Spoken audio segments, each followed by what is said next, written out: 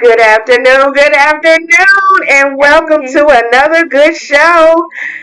It's a new show. Same show, new show. We got a co-host. Hey, that's Cece in the house. Y'all, we got to come up with something cohesive that we can say. Yeah, we're going to get it. Yes. Yeah, well, welcome to a great show today.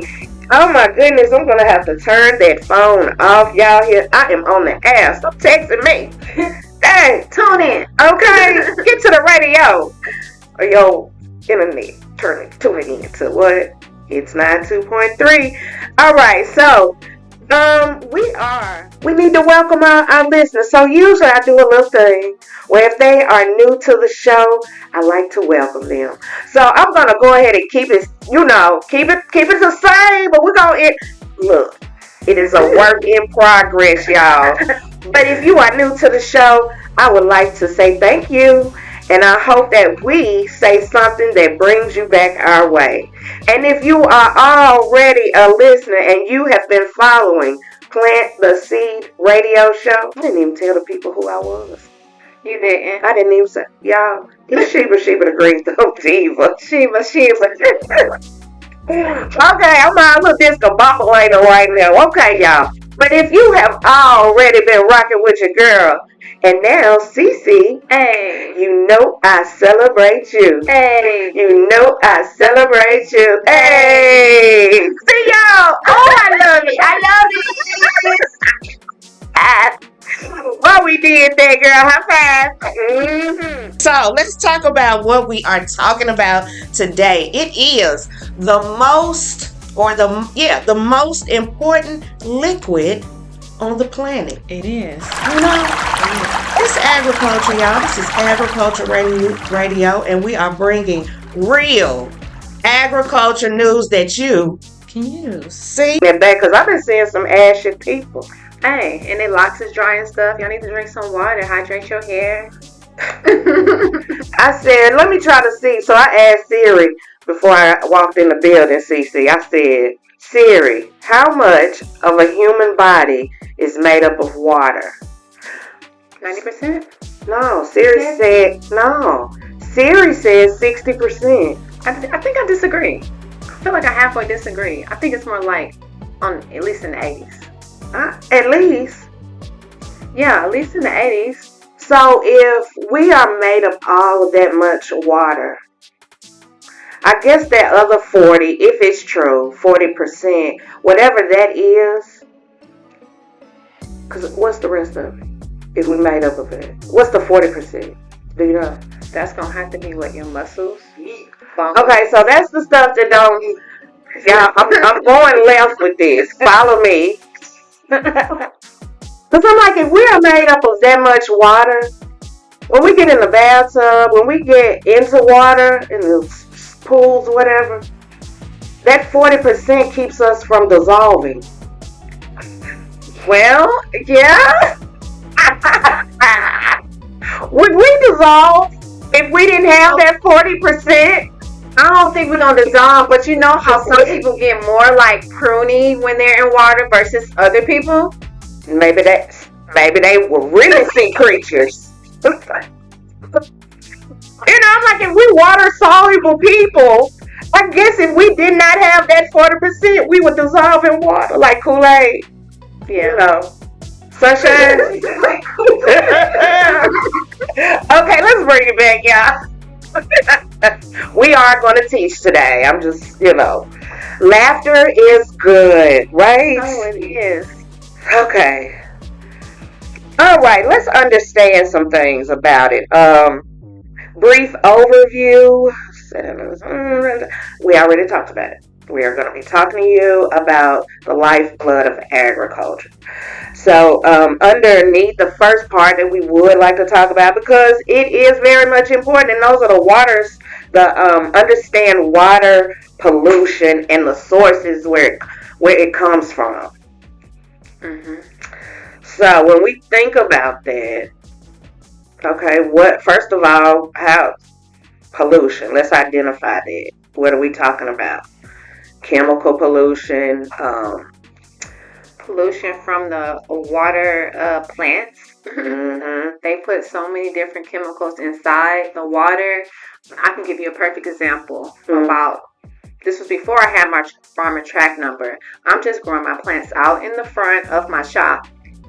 And one year, I noticed like these little blotches immediately after I watered my plants. So I'm like, dang, something just happened to my plants. They looking sick. What's going on? And I knew it was the water because it was the only thing that had just touched them. So it comes to find out that they had chlorine toxicity. And that was from the water treatment plants putting too much chlorine in the water. So if they did that to the plants, imagine what it does to you if you're drinking tap water. Just want to throw that out there. So that led me down this drain of doing this whole research on water and what they putting in the water. And there's so many different chemicals. And, I put it out on Facebook, a little info alert, don't drink tap water. Got blocked, got banned for a good little minute. By doing that, this was actual reports. I actually got the water tested, and it was actually these chemicals, and that's what was killing my plants. It was literally the water. So what you can do is fill up your jug of water if you're using tap water for your plants, and let it sit for at least 24 hours, and let some of the chemicals and things in there dissipate before you put it on your plants. But if you can do a filtration, that'd be better.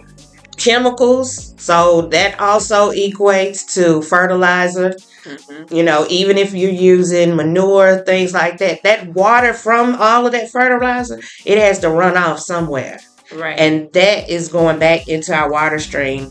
Okay, so anywho, but she gave us some statistics. Number one, factories that, like we're talking about, that push out this toxic stuff and don't worry about the runoffs.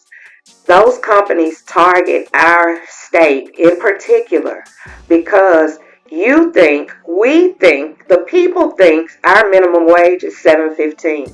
It's not. Georgia ranks 50. We're number 50 in the nation with the lowest minimum wage rate. Our minimum wage is $5.15. So companies target our state because they know. DC at 3:15, this is what we do. All right, break time. Break time, y'all. Keep it locked to Plant the Seed radio show with Sheba, the Green Thumb Diva, and CC on Hits 92.3. We'll be back. Water, no matter what you're growing, the yield is going to be at least 3 times more when you grow it in water. Okay. Especially if you're growing, if you're into growing cannabis, that's going to be something that you will love to grow in water. What? Yes. Does it kind of make it more potent? Yes. You talk straight about water does? Right. So you have different nutrients you have to add to the water. But because the plant can eat and drink as much as it wants when it wants, you're talking about trichomes so big, everything. The yield is gonna be double. Because I've grown in soil. My first year of growing, I was growing in soil. The yield was small. Then we moved to hydroponics, and that's a game changer right there. What? And that makes sense. Last week we talked about roots. So that is very important. I wonder, can you grow a taproot in straight water? You can. Even but you probably have to have something really deep. When I grab my clones, if I see something on the side of the road that I want to grow, I just cut it off and stick it in a bottle of water. Right. So let's see. Okay, so that's one way, guys, that you can clean your water. Is called reverse osmosis. Did have a few others. So a really good filtration system is charcoal. That's right. Activated charcoal. Like if you're farming, that's your number one right there. Because you're going to use your wood, using your stuff from the farm. So you have fresh ash. So you can be making your own activated charcoal to clean your drinking water. There's so many uses for activated charcoal and ashes from the farm. Like that's one thing we do on the farm as well. So if it's coming from a tree or if it's coming from like some treated Right. wood. So you don't. You want the non-treated wood. Non-treated wood. You can come from a tree, but you don't What want. you gonna filter the? How you gonna? How you gonna filter the water? So you If you're would using you would take your charcoal. the broken up like that, like so. This looks like kind of powder form. Right. Okay. So you would pour your tap water, contaminated water, over it and let it drain through. You out in nature, you're gonna be out there for a minute. And you are. And you are gonna need that H2O. Right. So that's the first thing you want to do. That's why when you watch a lot of survival shows, the first thing they do is start a fire. So they can utilize that ash to filter. Girl, you know I know. Water. Because my ultimate dream too, another dream of mine, is to be on Survivor.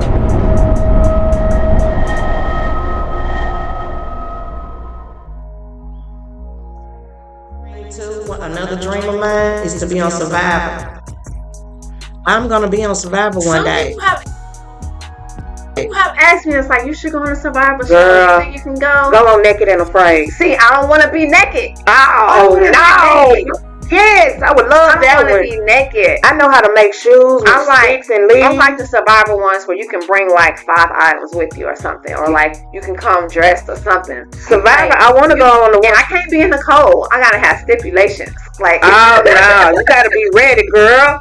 I want to be in the cold, and I don't want to be naked. Well, the Survivor that I want to go on, they never put them in the cold. It's on a beautiful island. But you gotta get your stuff built, and I'm gonna be on Survivor. But yeah, I think I'm almost ready for that. I'll be going to a lot of different workshops, wood and all that stuff. Girl, because I haven't done that. Girl, my husband can testify.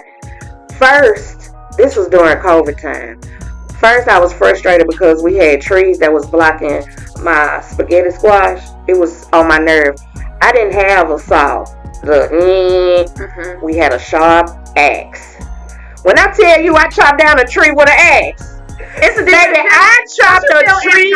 Yes, I do. I chopped that tree down. My husband said, oh my gosh, he came home. I had to chop another one down. He didn't know what he was going to come home to next. Then I bought a saw.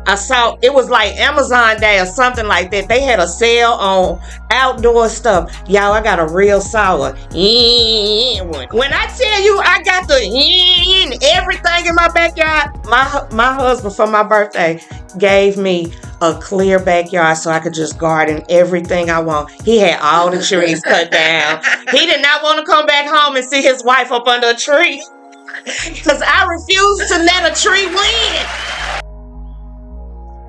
Right. You blocking my view. You blocking my babies. They need that sun. And so, anywho, y'all. So what you do with all the wood? Girl, those people chopped it up. So this is what we did. I used it as much. It's back on our. We used it. We put it as a layer, and then he ordered soil. Girl, he did it up for my birthday. Okay. It don't take much to make a girl like me happy. He bought me dirt. Okay, honey, I got a man that buys dirt. What's your man buying? Hey, we gonna find out. Okay, Thursday we're gonna find out. Girl, you get a truckload of good soil, good black, rich soil. But my baby laid that soil down. We had a truck come bring soil. So, all right, what time is it? It's 3:37. Let's talk about a little water treatments, okay, and some solutions. And then I did want to tell y'all about a city agriculture. It's a grant that applications open on September 9th. And so I want to get this information out to you. So we're going to go ahead and touch on just measuring like water quality. We'll talk about like 2 minutes. Let's do this like a speed round. All right. So we'll just pick these points. We'll hit some of these and then move on.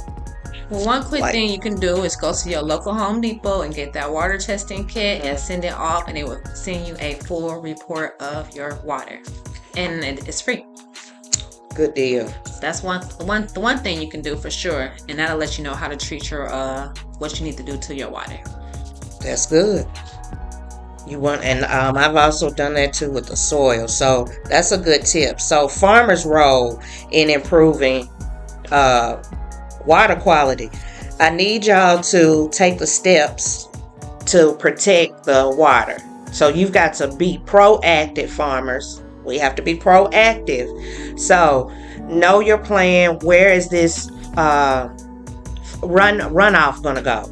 What is it? Where is it gonna go? Have a specific place, and you should have it in your budget if you need to have a company come to remove contaminated toxic stuff. Okay, so have that in your budget. Plan that out. Yep, and if you do have a water source on your land that collects runoff, there is grant money available for you, even if you're not a farmer. There you go. And also, farmers, another good thing, stop using so much pesticides. Y'all not new to it. I don't know why they don't use more cover crops. Then that's double your money. Right. More cover crops. More cover crops. Oh my goodness. Rain barrels. Gosh. How can we keep on? That's what I grew up on. Rain barrels. To see my granny go around the house and check all the rain barrels, scoop up. That's what she watered her plants with. Yeah, the farmer I was at today. Oh my gosh. Shout out to Seals Farm and Collectively Sustainable. They do a lot of farm events there. They have nothing but rainwater, rain barrels for their plants. And I think that's a real cool thing right there. Mm-hmm. And somebody knew you there. They did? Yeah. Girl, did they say good stuff about your girl? She did. Hey, I wonder who was it? She said you be giving flower seeds and stuff. I do. Okay. What? Yeah. Shout out, girl. She said she's gonna make sure she tune in today. Whoop whoop. Girl, what you over there growing? Honey, I do. I sure do. With every purchase of any Fitzgerald's Garden of Goodies, which is another sponsor of Plant the Seed radio show, I give out seeds because why not plant flowers everywhere? I was I was in Nashville this weekend, and I told a friend of mine it would be phenomenal if they would just throw apple seeds down everywhere, orange seeds down everywhere, and grow nothing but fruits and vegetables not vegetables, but orchards. Mm-hmm. That would down yonder. Over there where they got the little bridge. Mm-hmm. Over there.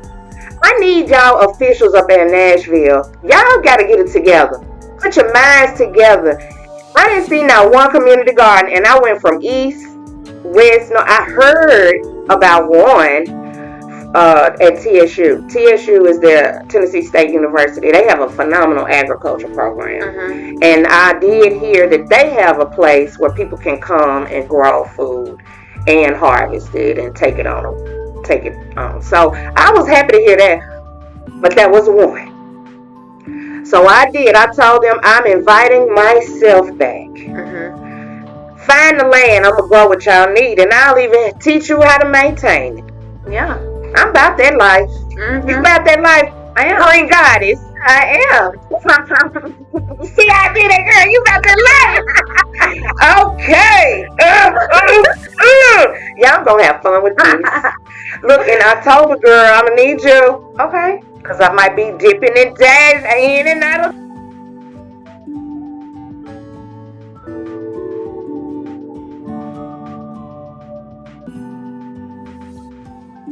the state. Okay. Girl, this book, y'all. It's my book. Yes. And then not only that, I have a speaking engagement. So I'm really pumped about that. It's our second annual Fix Your Crown Conference. Okay.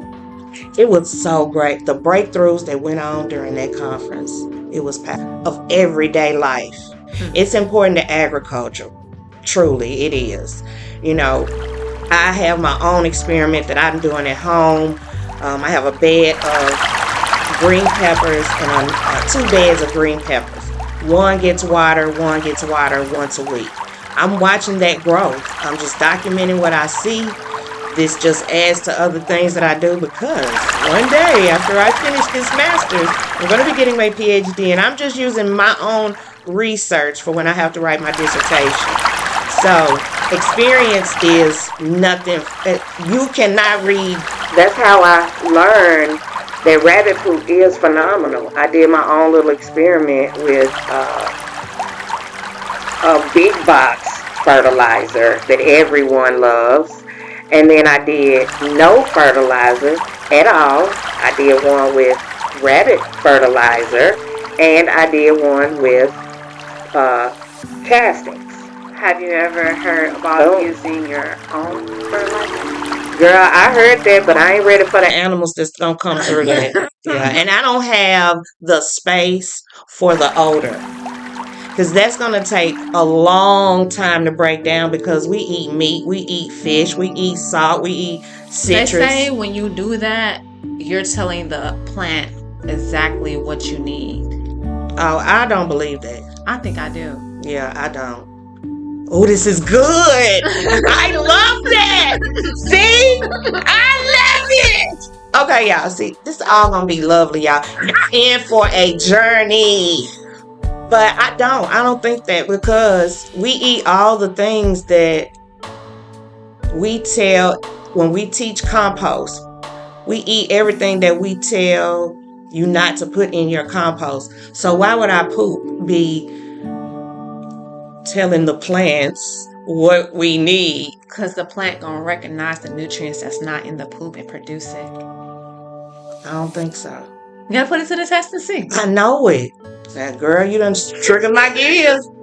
But girl, my husband might be a divorce or something, because he ain't having that now. Like, he done had to put. If you're putting good things in, you're gonna put good things out. Sure enough. So maybe if you're putting in the good things, you're putting out the good things, and you're putting that on the plant, it will be some nutrients for them. Oh, sounds girl say, oh yeah, you do. I did see on TikTok, y'all, TikTok. This dude said we're not supposed to eat meat because we don't have the fang teeth. You know, like animals and like lions have the big fang teeth and all that for ripping the meat. But you know, lions don't cook their meat either till it's tender. They eat raw meat. We don't eat. I know some people do, but he was saying that. And then elephants. He named off other animals that don't eat meat and their teeth and their digestive tract. He said our digestive tract is the length of the animals that don't eat meat versus the digestive tract of an animal that does eat meat. It's shorter. Well, I'm going to say with what I know now, that everybody needs to eat according to their blood type. There you go. You told me about that, girl. And somebody else told me about that. And as I do this more and more for more people, and I look at their teeth too, people with type O blood type have sharper serrated teeth. And they eat more meat. People with A or even AB, their teeth is not as sharp as serrated because you're supposed to eat mostly plants. So as I dive more into doing more blood consultations and educating people on how to eat, I've been looking at their teeth. And I've been noticing a difference. Okay, y'all. So we're gonna hold on. That's another show. Yeah, that's a whole nother show. Girl, I'm sitting in there rubbing my teeth. Are my teeth sharp? Do I got fangs or do I? Because I'm a vegetarian. Right, you see, my teeth are not that sharp, and I'm A. I'm A positive, and my teeth are not that sharp. I got some sharp ones, so I guess I'm supposed to be eating meat, but I'm not. Because, honey, all weekend everybody was like, "Girl, your skin looks so good." That's because I had my upper lip pulled off, and that's because I had colored my hair black. You already know there is no culture without agriculture. It's dope. She said, "Get out." She put a green thumb diva, tune in, let's help you grow. It's the Plant Seed Radio Show, and we got what you wanna know. Yeah, we got what you wanna know. She put a green thumb diva, tune in, let's help you grow. It's the Plant Seed Radio Show.